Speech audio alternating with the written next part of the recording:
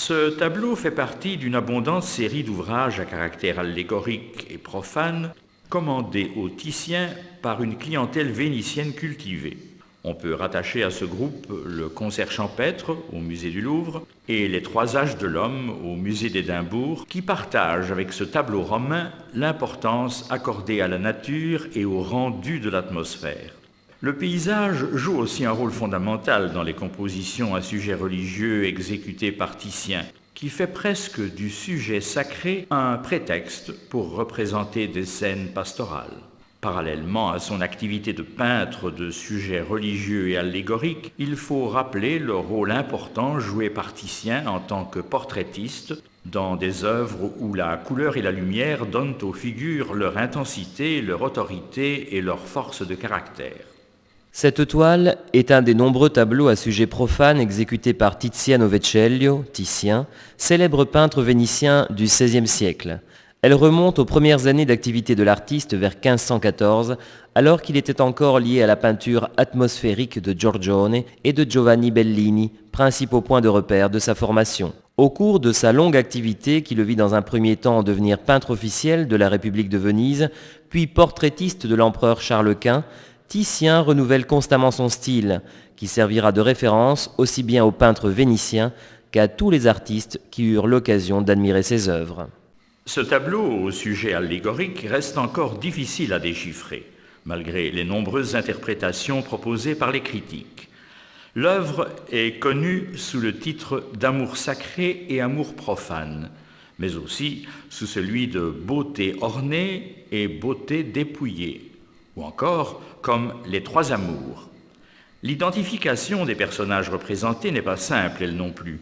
Il est probable que la femme nue assise à droite est Vénus, déesse de l'amour, qui tient dans ses mains une veilleuse allumée, la flamme sacrée de l'amour.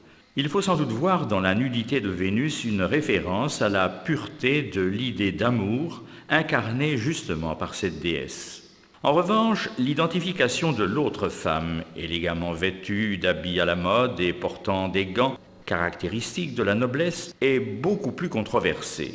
Elle pourrait symboliser l'amour terrestre, c'est-à-dire l'énergie fécondatrice de la nature, représentée par le paysage luxuriant dans lequel se déroule la scène. D'autre part, la robe blanche de la femme, la ceinture qu'elle porte et son regard fixe, indifférent aux appels de Vénus, a parfois porté à y voir la personnification de la chasteté. Derrière les deux femmes, le petit Cupidon verse de l'eau dans un sarcophage ancien décoré de bas-reliefs à sujet mythologique. Au milieu de la paroi du sarcophage figure l'écusson de Niccolò Aurelio, secrétaire de la République vénitienne, et commanditaire probable de ce tableau. Sur le fond de la cuvette représentée sur le sarcophage, on a également découvert un autre écusson, celui de Laura Bagarotto, qui épousa Niccolò Aurelio en 1514. Il est donc probable que le tableau a été peint à l'occasion de ce mariage. Un paysage verdoyant, peuplé de chasseurs, d'animaux et d'un couple d'amants, sert de toile de fond à cette allégorie.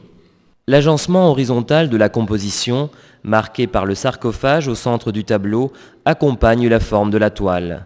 Les figures sont situées sur un plan parallèle à celui du spectateur. La légère inclinaison des corps des deux femmes forme un triangle idéal dont le sommet se situerait en dehors du tableau. Ce tableau est marqué par une impression d'espace à laquelle contribue le paysage de l'arrière-plan. Toutefois, la nature n'y figure pas comme une simple toile de fond, elle est, elle aussi, protagoniste du tableau.